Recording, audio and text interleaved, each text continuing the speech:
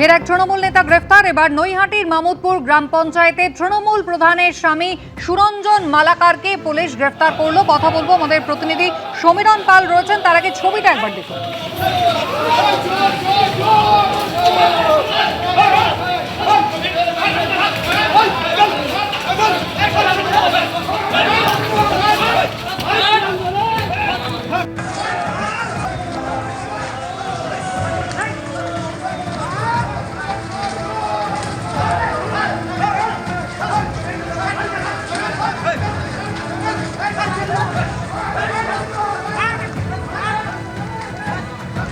এখানেও সেই অন্য তৃণমূল নেতাদের গ্রেফতারির মতোই সেই একই ছবি, চোর চোর স্লোগান, ডিম ছোড়া হয়, বিক্ষোভ দেখালেন স্থানীয়রা।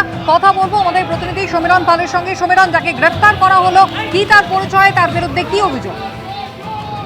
যাকে গ্রেফতার করা হয়েছে তিনি ব্যারাকপুর 1 নম্বর ব্লকের মামুদপুর গ্রাম পঞ্চায়েতের তৃণমূলের প্রধান প্রিয়াঙ্কা মালাকারের স্বামী সুরঞ্জন মালাকার। তিনি আবার এই মামুদপুর অঞ্চল যুব তৃণমূল কংগ্রেসের সভাপতিও। তার বিরুদ্ধে অভিযোগ তোলাবাজি, ভয় দেখানো, হুমকি, একাধিক অভিযোগ ছিল তার বিরুদ্ধে শিবদাসপুর থানায়। সেই অভিযোগের ভিত্তিতেই শিবদাসপুর থানা গতকাল রাতে তাকে গ্রেফতার করেছে।